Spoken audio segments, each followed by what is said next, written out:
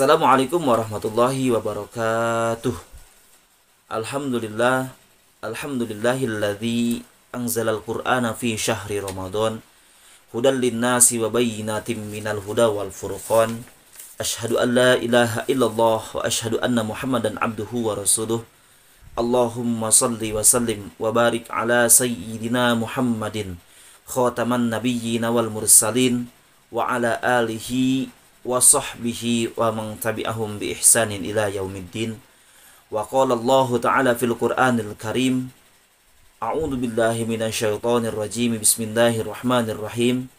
Ya ayyuhalladzina amanu idza qumtum ilas salati faghsilu wujuhakum wa aydiyakum ilal marafiqi wamsahu bi ru'usikum wa arjulakum ilal ka'bain, ilal akhir ayah. Shadaqallahul azim wa shadaqa rasuluhun nabiyul habibul karim wa nahnu ala dzalika minasyahidina wa syakirina walhamdulillahi rabbil alamin. Segala puji hanyalah milik Allah Subhanahu wa taala yang telah memberikan kepada kita semuanya berbagai macam nikmat serta karunia-Nya, yang alhamdulillah pada kesempatan hari ini Allah masih memberikan kepada kita semuanya berbagai macam nikmat yang tidak terhitung, sehingga kita masih bisa melaksanakan ibadah puasa pada hari ini. Mudah-mudahan kita berdoa kepada Allah, mudah-mudahan seluruh amaliyah ibadah kita dari hari pertama hingga hari ini, mudah-mudahan Allah Subhanahu wa ta'ala menerima amalan ibadah kita semuanya. Amin ya Allah ya Rabbal alamin. Salawat beriring salam marilah kita haturkan kejunjungan kanjeng Nabi besar kita, Nabi Muhammad sallallahu alaihi wasallam. Teman-teman, solih dan solihah, ayah dan bunda dimanapun berada, izinkan saya Ustadz Hari menyampaikan sedikit berkaitan dengan keutamaan berwudu. Sebagai orang muslim, berwudu adalah sebagai rutinitas yang mutlak yang kita lakukan setiap hari. Baik mau melaksanakan ibadah wajib maupun melaksanakan ibadah yang sunnah. Hal ini sudah dijelaskan di dalam surah Al-Maidah ayat yang ke-6 yang artinya, wahai orang-orang yang beriman, idza kumtum ilas salati faghsilu wujuhakum wa aydiyakum ilal marafiqi. Maka hendak kamu melaksanakan salat, basuhlah wajahmu dan tanganmu sampai ke sikut, dan usaplah kepalamu, wa arjulakum ilal ka'bain, dan basuhlah kaki sampai kedua mata kaki. Dari sini sudah Allah jelaskan perintah berwudu sebelum melaksanakan ibadah salat. Pernahkah berpikir mengapa Allah memerintahkan untuk membasuh bagian-bagian tertentu saja? Mari kita lihat lebih dekat lagi. Karena ternyata hanya pada bagian-bagian itulah yang berhubungan langsung dengan sinar ultraviolet dan jahatnya debu-debu jalanan. Berbicara mengenai wudu memang sangat erat kaitannya dengan kulit kita.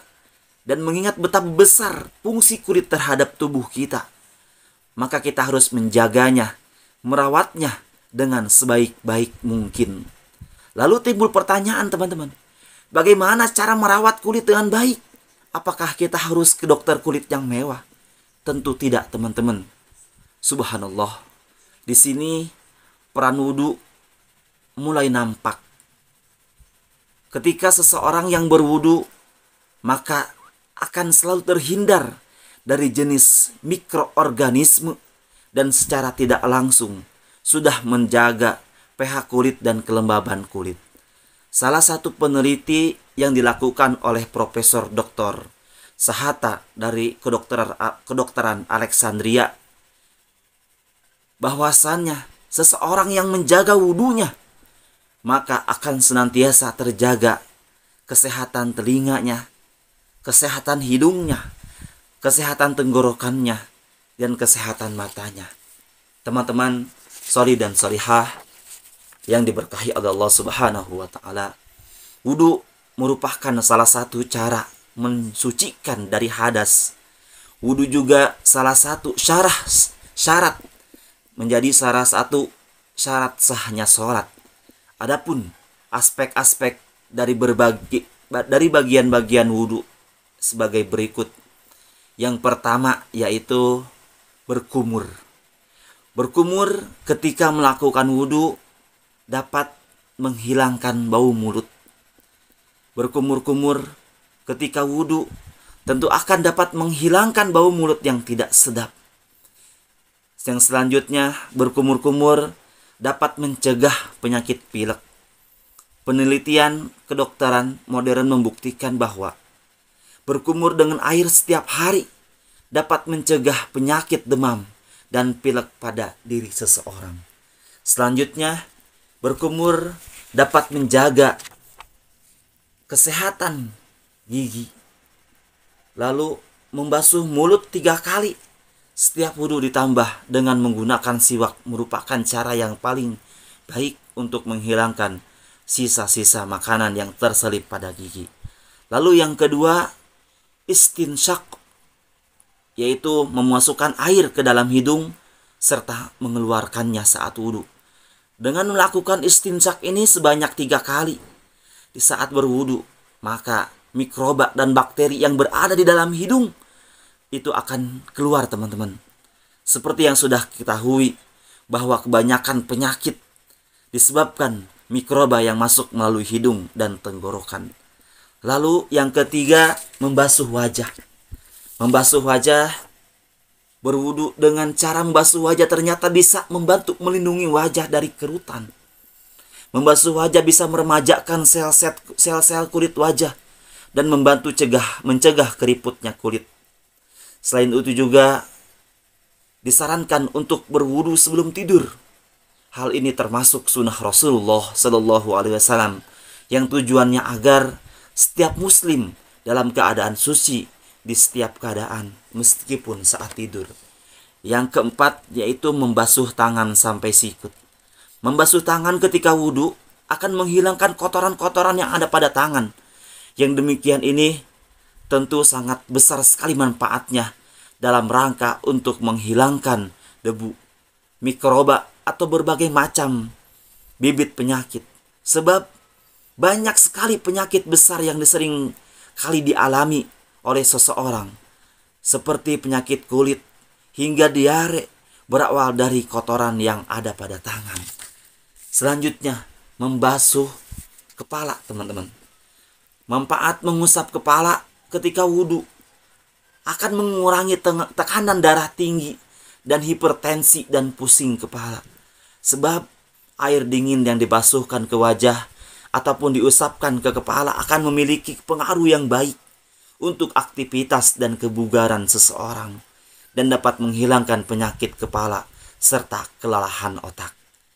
Teman-teman soleh dan solehah, ayah dan bunda dimanapun berada, yang selanjutnya adalah mengusap kedua telinga.